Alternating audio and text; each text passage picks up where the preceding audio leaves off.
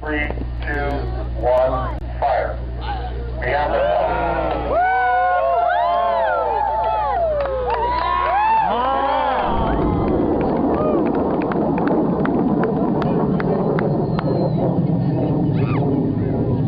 It's coming back! Take it first.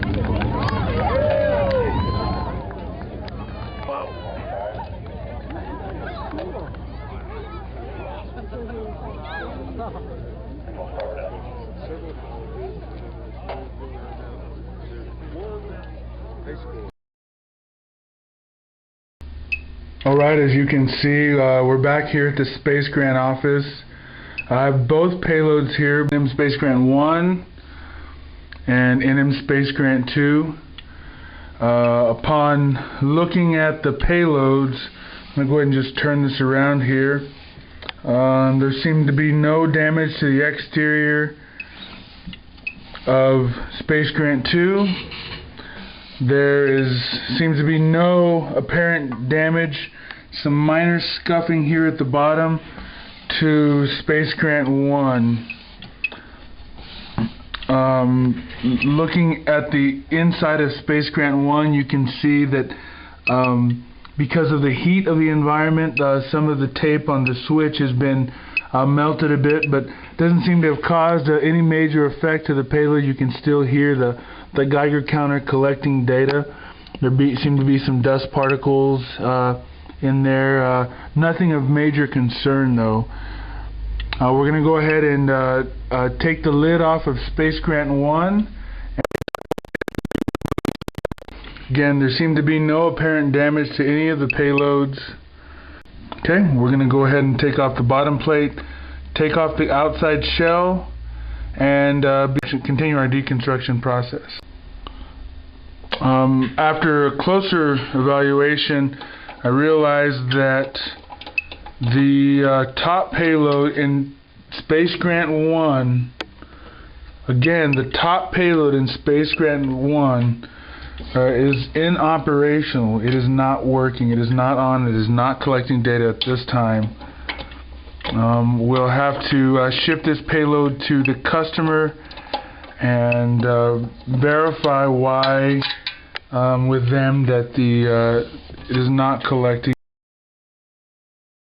The outer shell of Space Grant 1, you can see that there is no damage to the inside of the canister anywhere. It is in very good shape, as well as was the lid. You can see that there is a little bit of sand here at the bottom of the canister. A little bit of sand here as well.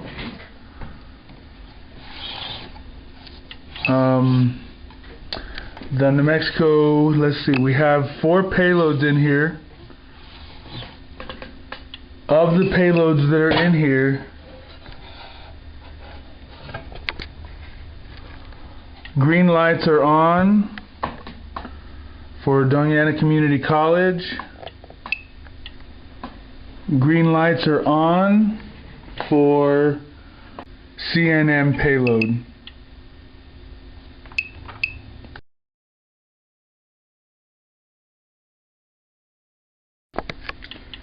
The payload from CNM has been successfully removed.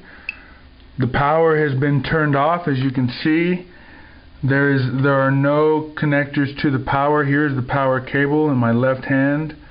Here's where the power is connected, therefore there's no power to the board right now. Next, we will take off the Deintegration Community College payload. Again, there seems to be no apparent damage. The light is still blinking on the top. As you can hear, the Geiger counter is still collecting data.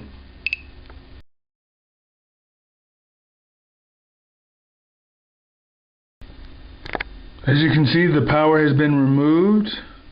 Here's the header pin.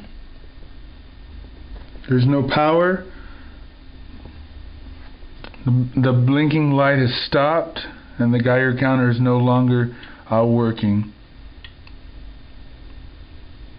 I'm going to go ahead and take this payload off. As you can see, the DACC payload is successfully off.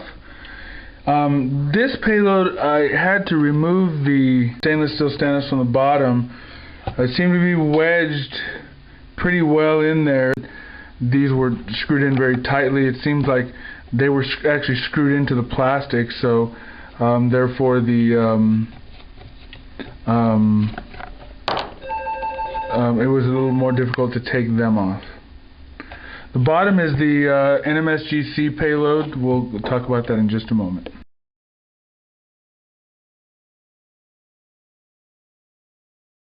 With the NMSGC payload, when I received the payload, when I opened the canister, it was inoperational as well. Now, the difference between the NMSGC payload and the other payloads is the G-switch modification. I wanted to test the G-switches. Modifying the G-switch many times has caused problems. In fact, many G-switches have been broken because of this modification process.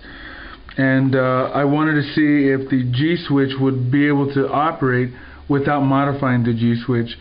So I'll retrieve data if there's data on the board. If not, we will conclude that the G-switches must be modified, in fact, in order to operate in this particular environment. The next step in the process is to bag each of these individually and ship them back to their proper customers.